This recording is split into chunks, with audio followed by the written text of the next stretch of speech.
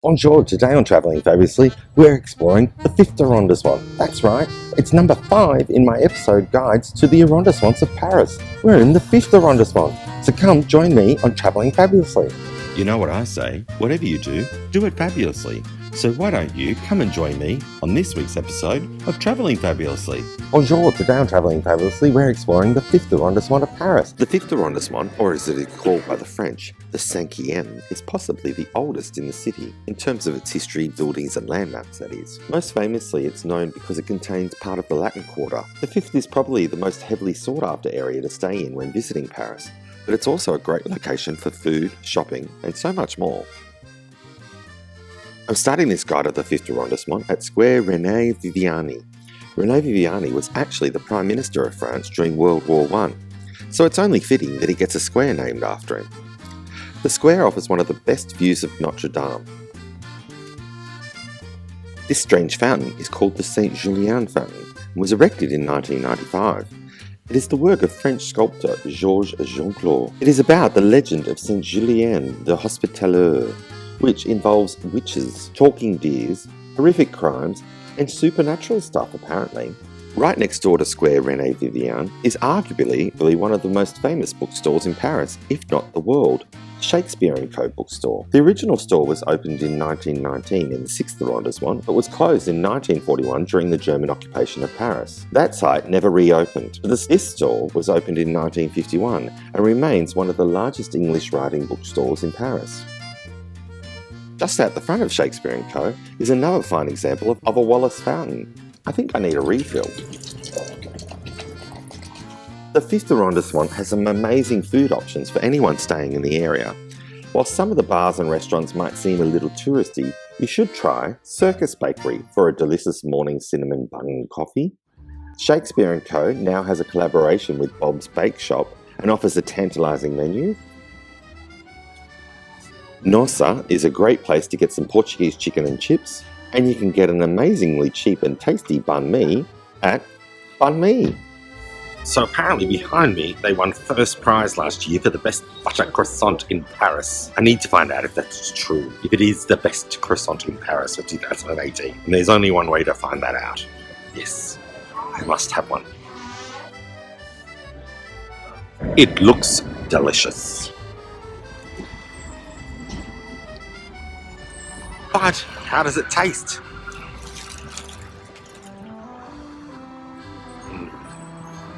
Amazing. I have to have another bite. So get over to La Maison de Isabelle on Boulevard Saint-Germain for 2018's Best Croissant in Paris.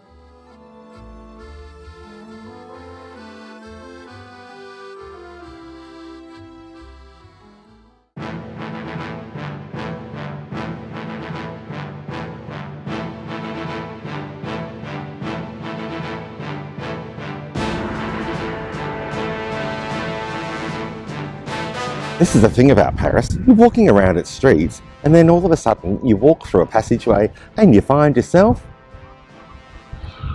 in a Roman ruined amphitheatre. I think I might break out in a bit of Nessun Dorma. What do you think? I have a crowd, a captive audience so to speak. Nessun Dorma. Yeah, maybe not. But truly, it really is amazing to think that one minute I was walking out in the streets and next minute I'm walking through an old Roman amphitheatre. All we need now is some lions. But it's very lovely sitting here amongst old stuff. Speaking of old stuff, the 5th arrondissement is full of it. Old stuff, that is. Get a load of these old things. No, I don't mean me. Though by the looks of this grey beard, oh gosh, yes.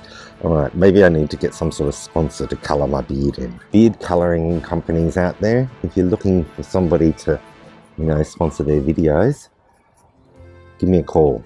Anyway, let's get back to some old stuff in the 5th arrondissement. Starting with one of the oldest street signs in Paris apparently. This carving in the wall with a boat and 2 oarsmen was the way people knew what street they were on. This tree in Square Rene Viviani is the oldest tree in Paris, supposedly, planted in 1602. They must water it a lot. If you'd like to shop, then check out Paris Jazz Corner for some good old-fashioned jazz CDs and vinyl. And just down the road, you can get some rare books from Libairie Galerie Louis Rozen. By the way, if you like these videos, press the like button. Subscribe to Fabulousness by hitting the subscribe button. It should be just about down here. And share me around with your friends. I love to be shared around. I reckon your friends would love to see me shared around as well. And remember, as I say, whatever you do it fabulously.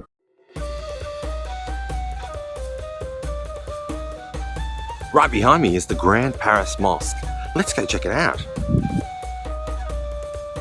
Le Grand Mosque, or Great Mosque of Paris, was created in 1922 after World War I as a sign of recognition from the nation of France to the fallen Muslim fighters who lost their lives fighting for the country.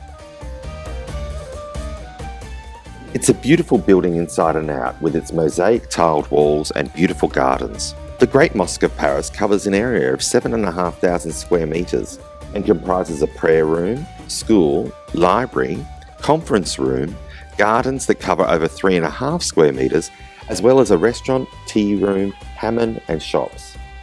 The mosque, along with the Islamic Centre, were listed as an historic monument in 1983.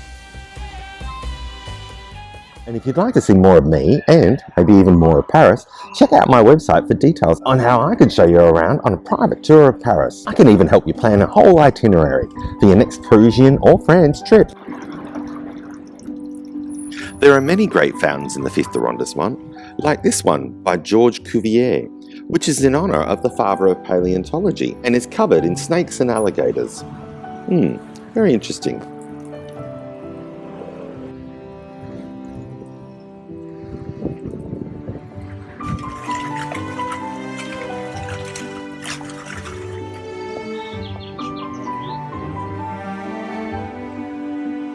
I'm here at the Jardin de Plein, also in the 5th. It's one of the largest gardens in Paris. Check it out on my largest gardens in Paris video with a link just here, or here. Yeah, maybe here. The Jardin de Plein is the main botanical garden of France and covers an area of 28 hectares in the 5th arrondissement. There's even a zoo and a National History Museum. Next to the Jardin de Plein is the Musée de Sculpture en Plein Air, which means it's an outside museum of sculptures. It's located along the Seine River. The 5th has been an arrondissement filled with universities, colleges and prestigious high schools since the 12th century, which is actually when the Sorbonne University was created. The Sorbonne dominates the area with campuses from the Seine all the way up to the Pantheon. Just by the Seine River is the AWI, or Arab World Institute as it is known. The museum was constructed in the 80s under French President François Mitterrand as part of his urban development of the Grande projects of Paris.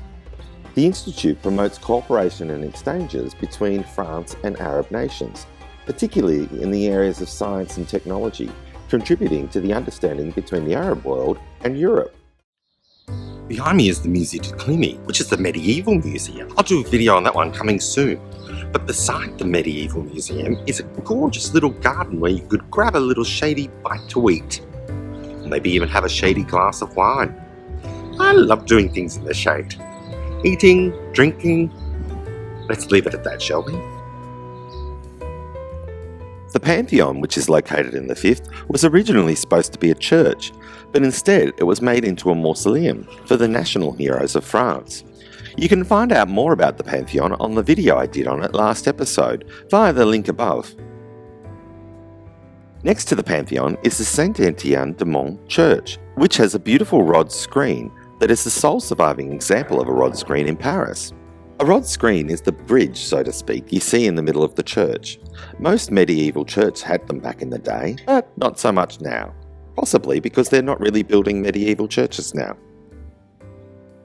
The 5th is home to a fabulous foodie street and the perfect place to sit back with a glass of wine and watch the world go by. Rue Mouffetard. Ernest Hemingway apparently described this street as the cesspool of Paris. It's changed a fair bit since then, Ernest.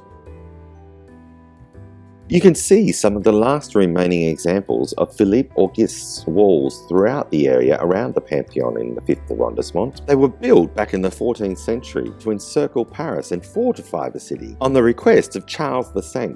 YouTube says to watch this video next, but I think you should watch this one, or is it this one? What do you think, Lenny? Lenny says you should subscribe to my next video by hitting the subscribe button just here. Is that right, Lenny? Is that what people should do?